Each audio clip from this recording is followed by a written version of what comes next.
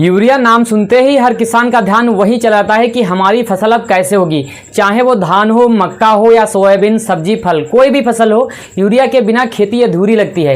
लेकिन सच्चाई जानना चाहते हो, आप 100 किलो यूरिया देते हो, उसमें से 40 से 80% तक जमीन में पहुंचने से पहले ही बर्बाद हो जाता है। और आज की हालत यह है कि यूरिया मिलना भी मुश्किल हो गया है। तो अब क्या करें, कौन सी गलतियां कर रहे हैं हम किसान भाई यूरिया देने में, और अगर यूरिया ना मिले तो उसके बदले में कौन सा खाद दे जो बेहतर काम करे। चलिए आज के इस वीडियो में पूरी बात को अच्छे से समझने वाले हैं, ताकि न सिर्फ आपकी फसल बचे बल्कि आपका पैसा और मेहनत भी। नमस्कार किसान भाइयों, आप सभी लोगों का स्वागत है कल्पना खेती केयर के YouTube प्लेटफॉर्म पर। किसान भाइयों, चाहे धान की फसल हो, मक्का हो, सोयाबीन हो, सब्जी हो या फिर फल वाले पौधे, हर जगह यूरिया का इस्तेमाल होता ही है। आमतौर पर हम 1 एकड़ में 1 से 3 बोरियां यूरिया डाल देते हैं। इस यूरिया में 46% नाइट्रोजन होता है, लेकिन आपको जानकर हैरानी होगी कि यूरिया डालने के 4 से 10 दिन के अंदर ही उसका 60% से 80% हिस्सा बर्बाद हो जाता है। क्यों? क्योंकि जो यूरिया आप डालते हो वो एमाइड फॉर्म में होता है और पौधा इसे सीधे नहीं ले सकता।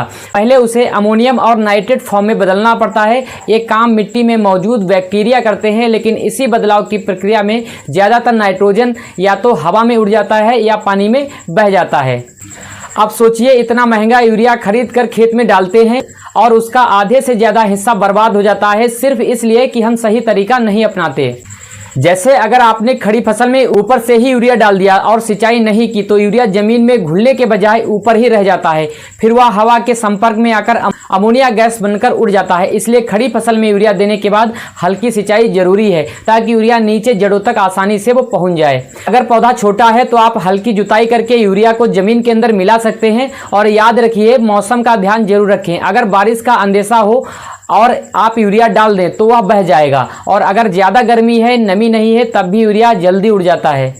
यूरिया हमेशा पौधे के पास ही डालें, जड़ के आसपास। अगर दूर डालोगे तो पौधा उसे ले नहीं पाएगा। अब सवाल ये आता है कि अगर यूरिया नहीं मिल रहा है तो क्या करें। तो किसान भाइयों, उसके बहुत अच्छे विकल्प मौजूद हैं। पहला इसमें ऑप्शन जो आपका है वो है कॉम्प्लेक्स फर्टिलाइजर, जैसे कि NPK 20-20-20, और अगला NPK होता है NPK 17-17, और एक NPK होता है 15-15-15, और एक NPK होता है आपका 12-32-16, और आपका एक और NPK होता है 10-26-26। इनमें नाइट्रोजन की मात्रा यूरिया जितनी नहीं होती है, लेकिन ये पौधे को तुरंत मिल जाते हैं और नुकसान भी कम होता है। इसके अलावा आप अमोनियम सल्फेट 21% नाइट्रोजन इसमें होता है, कैल्शियम अमोनियम नाइट्रेट 25 से 27% अमोनियम नाइट्रेट और 34% और DAP 18% जैसे खाद का इस्तेमाल कर सकते हैं। एक खाद थोड़े महंगे जरूर हैं, लेकिन यूरिया ना मिलने की हालत में बहुत काम आते हैं। अब बात करते हैं उन विकल्पों की जो सस्ते भी हैं और प्राकृतिक भी हैं। खेत की तैयारी के वक्त अगर आपने फार्म यार्ड मैन्यूर यानी कि गोबर खाद, वर्मी कंपोस्ट या नीम, सरसों, मूंगफली की खली दी है, तो मिट्टी में माइक्रोब्स एक्टिव हो जाते हैं और वातावरण से नाइट्रोजन खींचकर पौधों को देते हैं। इससे सिर्फ नाइट्रोजन ही नहीं बल्कि बाकी पोषक तत्व भी मिलते हैं। लेकिन अगर आपने अब तक कुछ नहीं किया है और फसल लगी हुई है, तब भी आप बायो फर्टिलाइजर का सहारा ले सकते हैं। अनाज या सब्जी फसलों के लिए एजोबैक्टर और एजोस्पिरिलियम नाम की बैक्टीरिया होते हैं, जो हवा से नाइट्रोजन लेकर सीधे पौधों को देते हैं। इनका उपयोग ड्रेंचिंग यानी कि सिंचाई या स्प्रे के रूप में होता है। ये बैक्टीरिया 1 एकड़ में 20 से 40 किलो तक नाइट्रोजन फिक्स कर सकते हैं। और दलहनी फसलों में तो और भी शानदार ऑप्शन है राइजोबियम बैक्टीरिया। ये पौधों की जड़ों में गांठ बनाकर नाइट्रोजन देना शुरू कर देता है और 1 हेक्टेयर में 50 से 200 किलो तक नाइट्रोजन दे सकता है। तो किसान भाइयों, अगर आप यूरिया नहीं देना चाहते हो या यूरिया नहीं मिल रहा है, तो आप ऊपर बताए गए विकल्प एकदम आपके सही हैं, उन्हें आप यूज कर सकते हो। और अगर यूरिया ही देना है तो सही समय पर, सही जगह और सही मात्रा में दें।